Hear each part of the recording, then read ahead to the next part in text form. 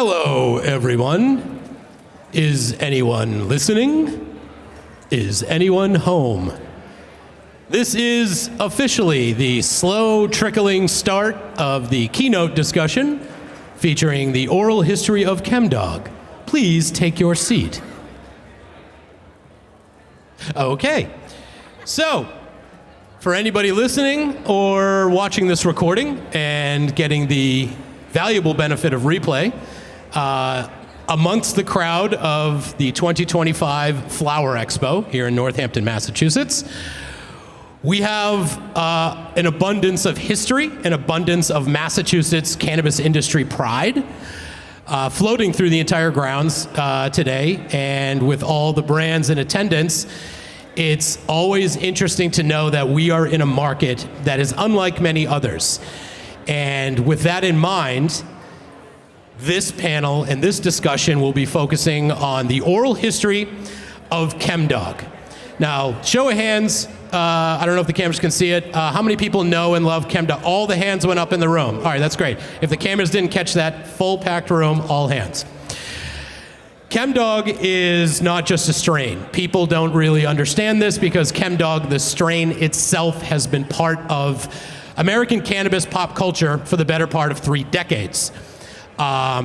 Shake your finger at a 90s cannabis smoker and they're likely to have a story of the first time they tried Chemdog, whether they knew to say this was Chemdog, or in the 90s it was you had shit weed and you had great weed. Great weed tend to be coming from the man to my left, the actual progenitor and namesake of Chemdog, Greg Chemdog Krzanowski. Thanks, Dan. I'll be kind of steering this conversation over the next 30 minutes or so to just get into the oral history of Chemdog, the journey from legacy market to legal, and how a humble strain found in Deer Creek, Indiana, at the 1991 summer tour of the Grateful Dead, gave way to one of the most storied rises in American cannabis genetics history.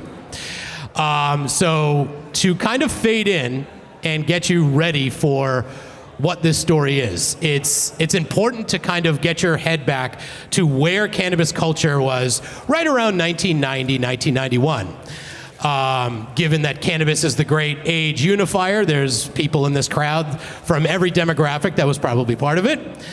But to put your head back there, you have to realize that the average availability of dynamic, high-end cannabis that had a very unique, gassy, petrol, overripe lemons picked on a summer Italian day, but then thrown under the back of an LA school bus, in all the great ways that that could be mentioned, you had this funky, gassy, chemically absolute powerhouse of a strain that blew the socks off everybody that tried it in the early 90s.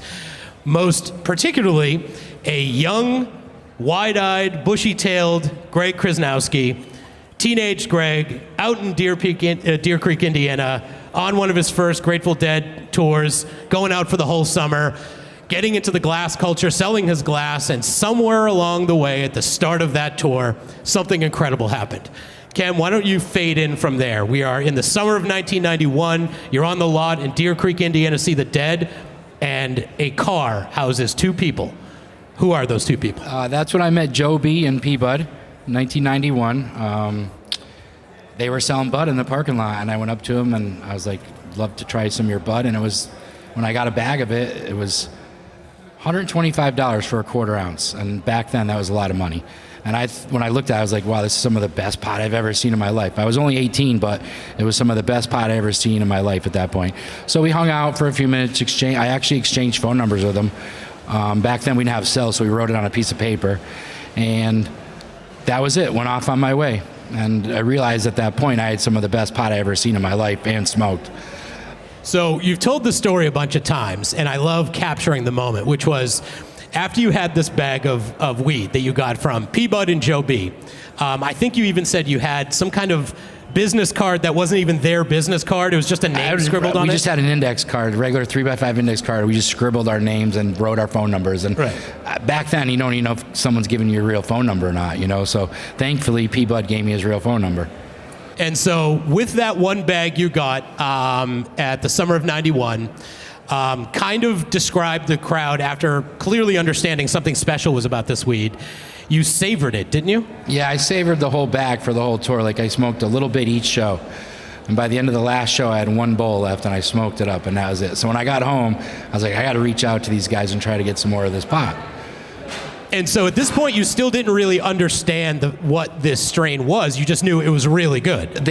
When I got it, P-Bud and Joe B had told me some people call it chem weed and some people call it dog bud because it got you so high you rolled around on the ground like a dog. So that's the true story on that. So as you took that single bag on that summer 91 tour, like kind of describe the faces and the reactions and the anecdotes you have of anybody that got their hands when you shared a bowl of that special weed, because you obviously had tons of other flower with you. I didn't share any of that weed. You didn't share any of it. Just with the person I was with, and that was it. So let's fast forward. So you go on the tour through the 91 tour. You've got this one bag. How much did you buy in that first bag? It was only a quarter. It was like, I think it was a quarter ounce only. A quarter of that. Yeah. So you made a quarter stretch the tour. A bowl a show. Bowl a show. And I mean, how many shows was that average, do you think? 16 or something. Okay. So, I was like, so you really rationed that yeah. out. So now, one of the great legends about the Chemdog strain is there's endless debates about how to spell Chemdog, endless debates of who created it, what its profiles are. There's a million different stories about it. But the good news is all stories end here today because the originator of the story is sitting on the stage. And because of that, one of the delights of talking to cannabis people when it comes to talking about the history of Chemdog is that a lot of people think there's some exotic origin to this, but this was a bag seed, wasn't it? It was bag seed, yeah. There was yep. And when I reached back out to them in August, they sent me back an ounce. I actually could get an ounce from them. There was $500 an ounce. And when I got the ounce, there was 13 seeds in it. 13 seeds, yep. The 13 magic seeds. And actually, seeds. To be honest, I started the strain about a mile from here. It was started on Market Street in Northampton, right by Joe's Pizza. So it's really close to where it originated from. I mean, so that's something I like to always hammer home when people are in Massachusetts and checking out Smash Hits Cannabis. You know, there is a real hometown pride of the fact that nowhere else in the country does this story exist, or that wonderful noise. And that's why it's good that we can be here and celebrate this part of cannabis culture, because it is hometown pride. When I've had conversations with people that may or may not know cannabis history or understand the culture, you know, I often say, like, imagine basketball has been illegal for 100 years, and now that it's legal, Michael Jordan just happens to be the hometown coach. And when people get to come in and sample and see that Chemdog genetics are alive and well, they're being handled by the ultimate caretaker and a very dedicated crew, something really magical has been happening in the mass market. And I know you're very proud of that, and the whole team is. But let's get into a little bit about the cultivation of the legend of this strain. So talk a little bit about those 13 seeds, when you popped those first ones, and that first harvest of the now infamous and wildly legendary Chem 91 strain. In 1991, I started 4 of the original 13 seeds, and that came the Chem 91, which is also Chemdog, Chem 91, it's the same thing. And then there was a couple Chem B and Chem C, and then there was Chem Sister I started. I lost that over the years, and it kind of came back, and then grew those out for a while, and then in 2000, I pulled back out my seeds, and I started the Chem D. So the Chem D was started in 2000. That's pretty much my favorite one right now. Yeah, and anybody, the Chem D is the kind of strain that if you smoke all day and then you smoke Chem D, you're going to get stoned at the end of the day. Not like a lot of this. Yeah. I've sent my wife, she's actually gone to the hospital because she turned green on it. I've sent a lot, and it's funny because I'm talking a lot about this stuff right now, about getting weed sent in the mail and shit, and my mom and my son are in the audience. So it's a little weird, but, you know, it's all good. It is what it is now. Can we get your son to stand up and show off the Chemdog gear? This is official Chemdog gear made by Chemdog's wife. Fantastic tie-dyes. If you guys want any tie-dyes, we make them. Me and my wife, reach out, we'll get you one, sell you one, no problem. Chemdog, or they're also at the Canna stores. Anyway, we can get into that after. Fantastic. So we've gone into the 13 seeds. You dropped those first lines. And then I met up with actually Joe B. I haven't talked to Joe B and P-Bud in years. What year was this? This is 2006. We ended up being on the online forums, a place called Overgrow.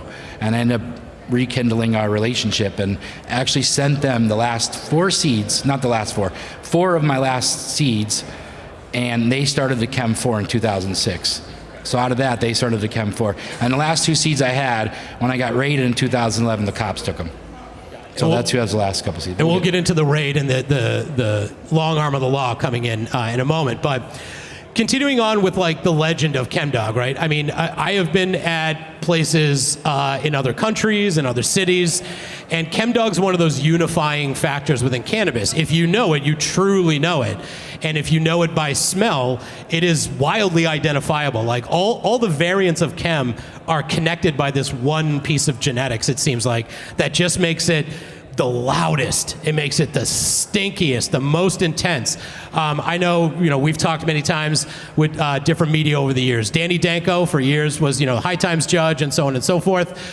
He loves telling the story of in the 90s and in the early 2000s at High Times headquarters in New York City, there was exactly one strain forbidden to be brought into the High Times offices in New York City, and it was Chemdog. Because the minute you even had a sealed pack in a backpack, their elevator went up past many legal floors, and it was the one that other businesses would be like, guys, we know you're High Times, but can you just tone it down? Like, that's kind of overbearing. Thinking people are just walking in with open packs. It was because Chemdog would just fumigate the offices in a way that other strains wouldn't. So, is there a single feature of the original Chem 91, of the cut, of the finished product, of it coming up? Is there a feature of it, smell, look, effect, that is the thing that you zero in on all the time? The high from it gets you very high, no matter what. It's like they've always gotten very high THC, and they're very high, but THC don't matter anyway. We all know that. Yeah, let's talk about that for a second. This is a great room to talk about THC. Yeah. Obviously, a lot of opinions on testing, a lot of testings within testing. But ultimately, what's your full take on the battle over THC percentages and just THC being an indicator of quality? How does that jive with what you did over the years when there was no THC testing? No, there wasn't. And testing is a fucking joke in Massachusetts. Not the labs, just the testing whole thing. You could have 100 plants in a room, and you can test 25 of them, and you're going to get 25 different results. So to me, that's not really like, what did we do 20 years ago? We had no COAs with our flower, you smoked it. And there's some flowers that are 16, 17%, and the terpenes in them, they just affect the whole entourage effect is way different, and will get you just as high as something that's 30%. And most of the time, your body can only absorb 25% THC. So the THC, the tack chasers out there are just chasing circles around themselves, pretty much. Let's talk for a second those first grows you did back in the 90s and the early 2000s. I've seen slips of yours of those first bags you bought and the first dirt. But along the way, I mean, you still had to lean on other guidance, other people kind of helping you along the way as you were growing. Kind of take us through your actual cultivation journey, where it started, how you kind of developed some of your skills, and some of the things you still employ to this day. So I was 16 when I started growing pot. My mom probably doesn't even know this story, but my brother moved out of his house, and I went to his house and I took over his closet when I was 16, and I said, I'm going to grow pot in your closet, and started growing then. And I didn't have any good strains. I just had bag seed of whatever it was, of just whatever flower you got locally. So I started growing then, went in his closet, and then I started going over there. I noticed that buds would be missing off the plants. So I realized that all the roommates were just stealing the pot off the plants. So I was like, this is dumb. So finally, when I turned 18, I moved out of my own house just so I could grow weed. No problems with my parents. I just wanted to grow weed, and I couldn't do it at their house respectfully. So I went on my own and been growing since then. And I'm 52 now, so. What about like scaling, right? So you started within a closet with a couple things. How fast did you get up to a place where you were creating a little bit of volume for yourself? I never went too crazy. I would go a couple bedrooms when you have bigger houses, but never went crazy like that. I always grew for myself and always for a little extra. Did you have any preferences for lights or tactics or anything that made? No, a lot of my stuff. The establishment of the Chemdog. Yeah, a lot of my stuff is all self-learned, like books. Ed Rosenthal books, just books, and like there was no YouTube and shit back then. You had to use your brain. You couldn't just pick up your phone and have it done, have it catered to you on your phone. You had to actually look and do research and figure shit out, So I'm pretty much self-taught for the most part. I don't really think anybody's ever really taught me, really. I've learned a lot now. I still learn a lot from people, but I'm pretty much self-taught. How often do you get unsolicited grow tips from would-be master growers? All the time. I just take it, you just take it. And if it's, sometimes it's actually really good stuff. I've learned a few things in the last year, for sure, from different people, different things. Some stuff is just out the door, but just go with it. Perfect. Let's get a little bit into like the rise of the iconic status of the strain in popular culture. So now we're at a place where it's the early mid 90s. You've been growing this stuff for a little while now. You got a nice ChemD like he's sparking up there, and now it's at a place where this weed really started to get out there. And beyond the people that had a direct access point to you, obviously, as anybody knows how the game goes, somebody else gets their hand on it, and then they can actually push it out a little bit. So when did you first get a sense of this weed was actually going somewhere, that it was actually becoming something a little bigger than you, and what were some of those indicators? Probably not till like 2000. What happened? Just I started seeing it out there more and more, and out there more and more, it just was out there more than I thought. I would see it pop up, and Danny Danko was doing more interviews and stuff with stuff that we were doing, so it was getting out there more. But it was not until like 2000 I realized. I knew it was special when I got it back in 91, but did I know that I'd be sitting up here 33 years later in front of my mom, my wife, and my son, my Meg and Eric and you talking about this? No. It's pretty wild. Over the years, I know I've talked to people that if you just mention Chemdog the strain, they kind of their eyes light up, or they're like, oh yeah, that's that great stuff I had back in the day. But I mean, there's some other great anecdotes knowing that you don't have to name names if you don't want to, but I mean, there's been musicians, pop culture icons, people that have really latched onto the strain and enjoyed it. I mean, there was even you have a story from the NFL, right? Wasn't there a player that used to really like ChemD because of its... Yeah, Jeremy Shockey. Actually, when they won the Super Bowl that year, the New York Giants, most of the offensive line was smoking a ChemD, so I was selling it directly. And they only have to take a test in the beginning of the year, so after that, they're open game. And a lot of the NFL guys smoke during the whole season, so... Let's talk a bit about the Chemdog name. So we're at a place in the sort of oral history of the lifespan of this cultivator and the strain itself, where the name Chemdog, right, now started to become synonymous with quality. But that led to imposters. That led to new spellings. That led to a Chemdog that wasn't really Chemdog. The Temu version of Chemdogs, every variant that you can think of. So talk a little bit about when Chemdog became its own brand, and then you started to see it in the wild that was clearly not real Chemdog, and if that even still persists today. Oh, heck yeah. Actually, we have secret shoppers that go around to all these dispensaries, and I would say 98% of the chem that you see in those stores are not chem. It's fake. We've tried it. We smoked it. It's bullshit. So either their bud tenders are getting lied to by the people that are selling it to them or what, but they don't have real chem in their stores.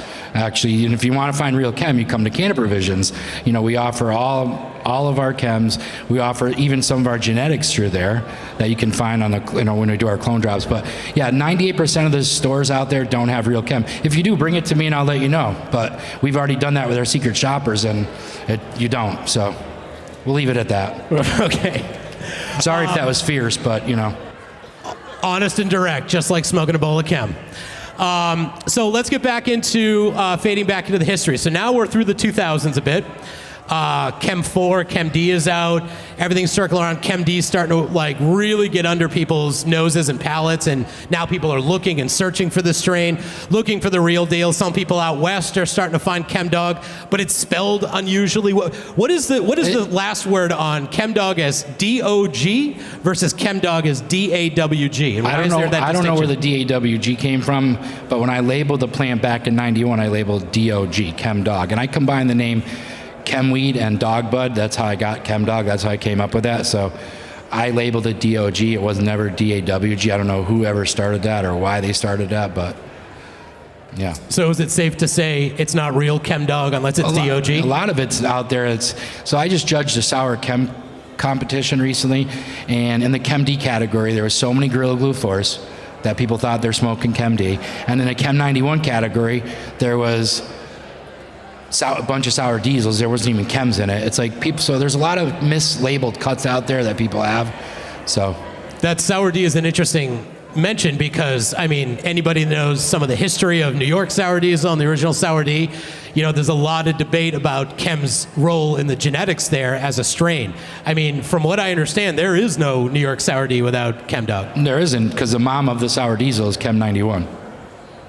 Right there. Any questions? I feel like that's under contention sometimes, but no, everybody's agreeing. This is a packed house, by the way, for the camera. Throw it out there. Any questions, bring them on. Yeah, we'll do questions in a few minutes. All right, so let's touch real quick. So now we're through the journey. You're into the middle 2000s, getting to the end of the 2000s, loving life. You've got a family. You've got your legacy market operation going. People who know, they know where to get it. They know how to understand the quality based on the flavor and terpene and effect profile of Chemdog. But now we get into the early 2010s. And right around then, you've got a nice little op going. You've got, you know, what you're leading up to about 100 plants on your own or so. 99. 99 or so. Now you got 99 plants and a Fed ain't one.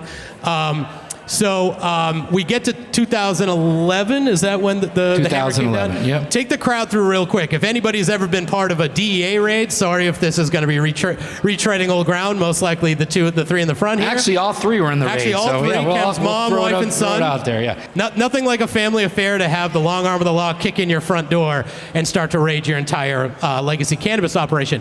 But take us through the day, because that's an important day when this happens. This is great. Let's bring it all back, Dan. PTSD, here we go. So 2011, I get a knock at the door. My son, who is now 22, was 8 maybe, whatever he was, 9, answers the door and says, "Dad, there's a bunch of Lego cops at the door."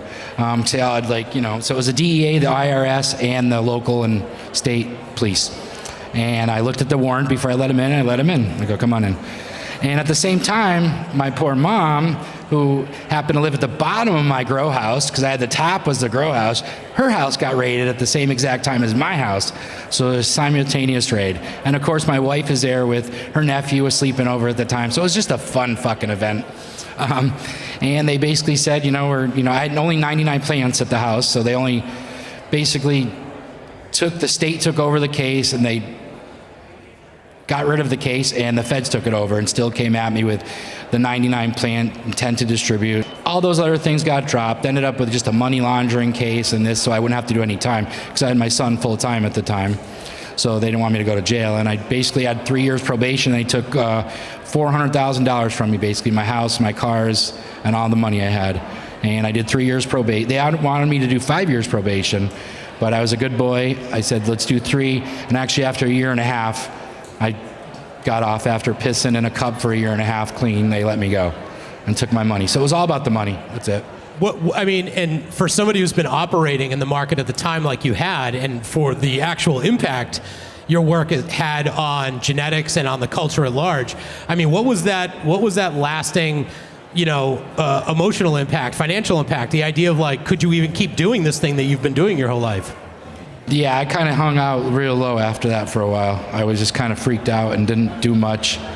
I was on probation, so I was like, but all the strains were backed up. I wasn't worried about any of that shit, So you gave your mothers to like trusted sources? People already had them, like my friends, good friends. You always back up good strains. You don't ever not hoard a strain because you lose it, you're fucked, After the bust, did you ever consider just for a second, even just restarting it all? Like, fuck it, I'm just going to keep going. No, I was afraid to go to prison. Fuck that. No, I had already been growing. At 16, I was growing, like doing crazy shit. I went to Amsterdam in 91, and my mom don't even know this, but I bought $2,000 worth of seeds, and I smuggled them back when I was fucking 21 or whatever. And that was during Thanksgiving. And I'm glad I did that shit because, I'm here now. So exactly. So that's all that matters. I'm not, and I have a, beautiful wife, great mom, great son, great daughter, and I can't ask for much more, So that raid was in what, 2012? 2011. I was ratted on by a guy named Dog, and he'd gotten Gypsy Nirvana. A bunch of people got in trouble, and I was like the trail end of it, And it was Gypsy Nirvana? No, it was Dog. Dog. That's what we come to the conclusion. Got it. So 2011. Because he was at the house, he'd gotten clones, and there was some shit going on. So yeah. So there it is, 2011. The raid happens, the shutdown of the chem factory, so to speak, when it's actually coming from Chemdog himself. So you've got a good decade between when that moment happened and the moment that led to getting you into the legal market, which we'll be getting into. In that 10-year time, talk a little bit about, even with you laying low and trying to keep a low profile and the fallout of everything that happened, you must have still been getting people figuratively knocking on your door like, hey, do you have anything coming back or no? No, it was pretty, I don't remember. I mean, I don't remember much. I just kind of remember being low key and, not smoking. I think, Really? You cut down on smoking too for that whole time? I had to piss in a cup every month, I had to take a test every month at the federal building. I mean, you must have had somebody in the scene that had some bag of viable urine or something to swindle out of. I wasn't messing around with any of that shit, 'cause I wasn't going to prison, I had my son, I had my now wife, which I wasn't going to, Did you have any fears that you'd never cultivate again? No, I didn't really think about that at that point. Like I said, I was in like a kind of like a stale, small, stage where I just kind of didn't do anything, And I had to, I had Anthony, so he was young, so I had to be a good dad and shit too. So I quit smoking for like 3 years, I think, 2-3 years. And it was rough. What?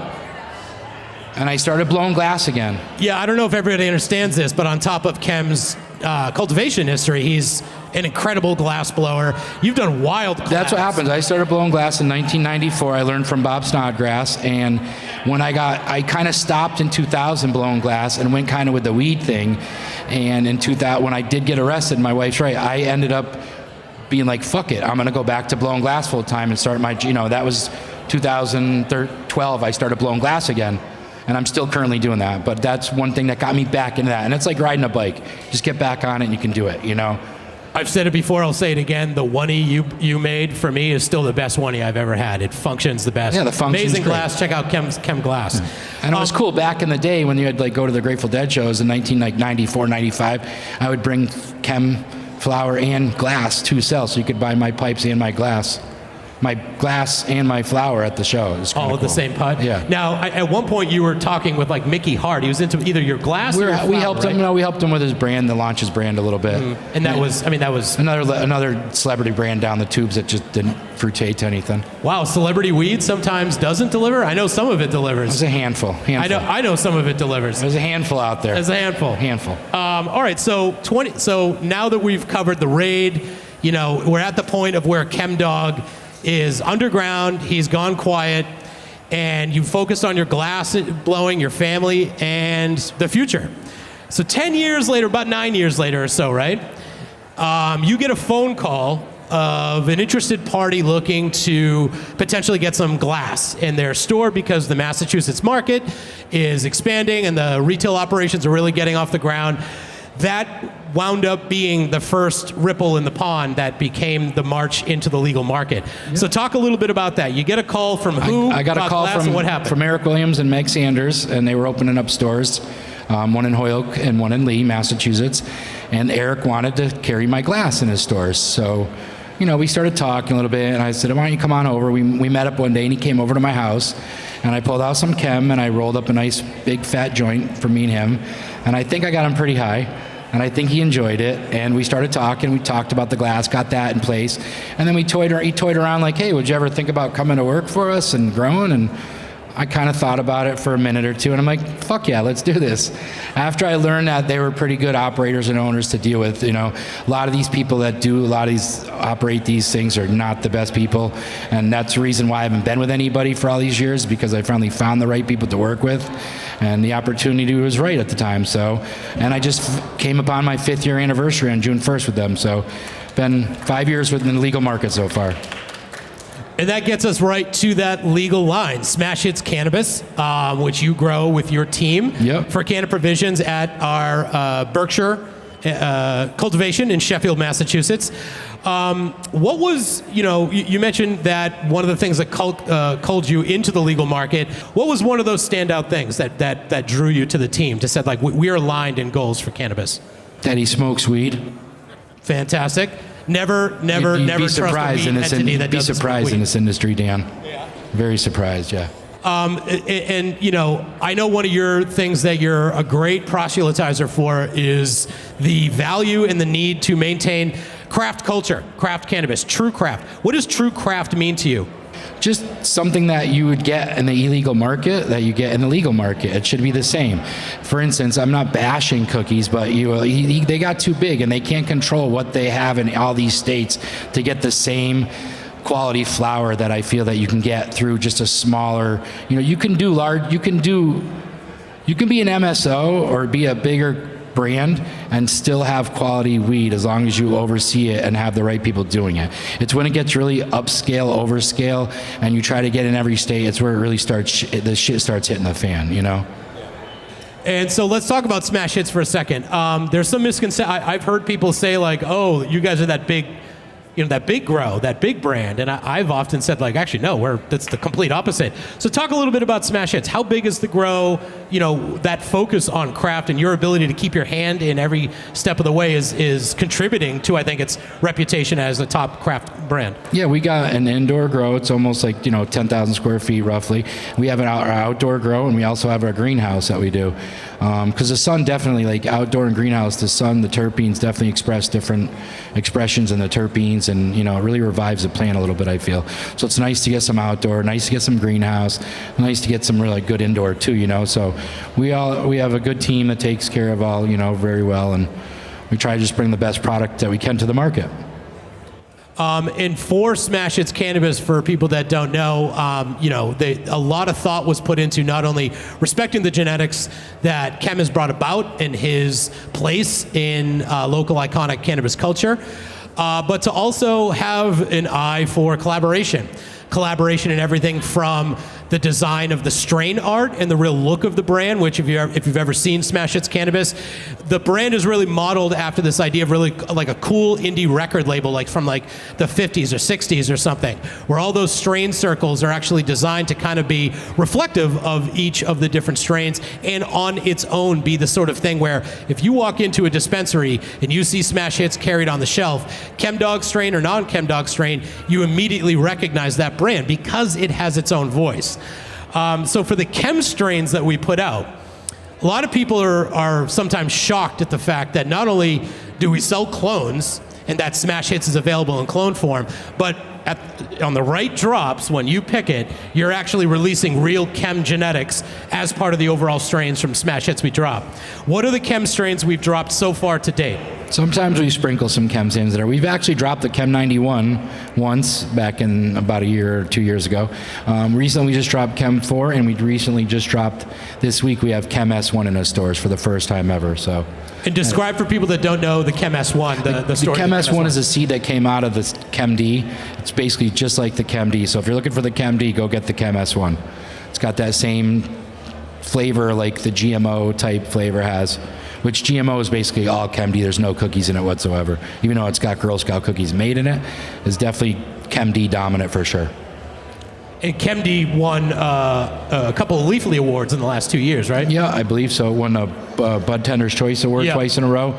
And our concentrates have won the High Times Cup, our collabs with TreeWorks. All right, I know we've got about 5 minutes or so left.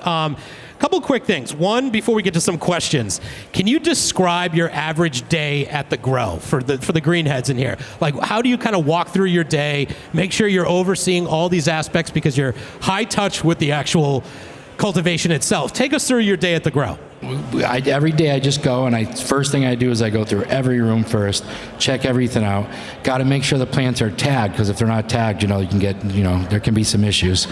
So I got to make sure, I got to look a little bit better, make sure everything's good and tagged, make sure the crew's doing what they're supposed to, make sure everything's getting defolded in the right weeks, and make sure everything's getting fed, make sure there's no drips, not feeding, not in the plants. Just give an overall look on all the plants, make sure they're doing what they're supposed to. Make sure when they're coming down, got to scope them, make sure we scope them. And if they're not ready, I don't have someone banging on my door saying these have to be down at 56 days. I have the great operators that allow me to pull the plant down when the plant's ready, not when it's 56 days or whatever. If it needs 8.5 weeks, Eric and Meg let it go to 8.5 weeks. We let it finish to what its full expectations and true expressions need to be. Amazing. And to kind of cap off the timeline, Smash Hits Cannabis with Chem at the helm debuted 4/20 of 2021, correct? Correct. So not only debuted 4/20/2021, 10 years after your arrest and raid and the disruption of your entire livelihood. What did that feel like, not only doing that, but now you're actually steering some of the collabs and the partnerships, like with the High Times solventless concentrate partnership that you did with TreeWorks. That was done just a few miles down from where you were arrested. What does that feel like to have that full circle moment constantly swirling? It feels great. It feels great smoking a joint here in Northampton, where I started to chem in front of my mom and my wife and my son. It's funny, it's full circle.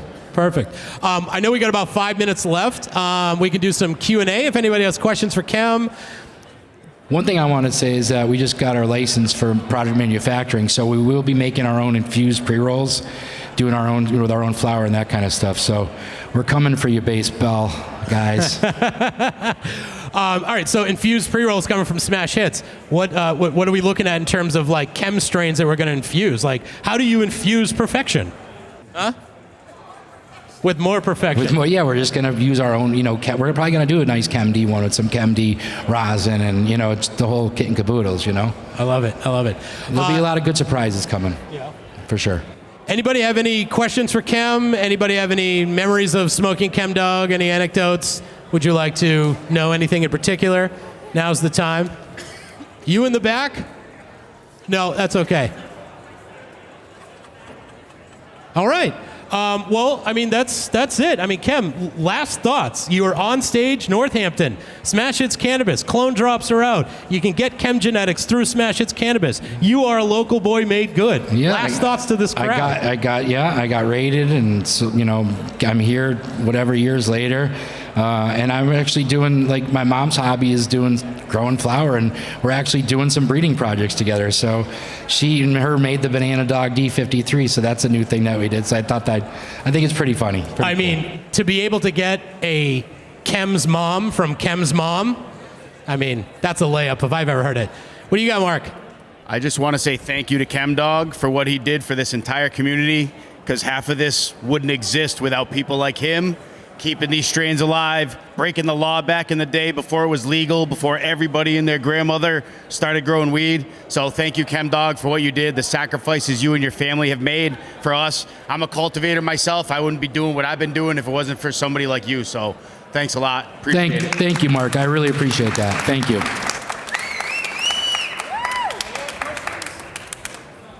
Any other questions or any other thing for Chemdog? All right, if not, Chem, thank you very much for the time, for being here. Once again, I'm Dan McCarthy, Media Director and AI Strategist for Canna Provisions and Smash Hits. This is Chemdog, Director of Cultivations. Check out cannaprovisions.com and smashhitscannabis.com. Clone drops are happening right now if you're looking for Chem strains, and Chem will be floating around. And if you're looking for real Chem strains that you can buy in flower form, please come to our stores at Canna Provisions in Holyoke and Lee, Massachusetts, and you can get great clones. Thank you all. Love it. Thanks, Chem. Thank you, everyone.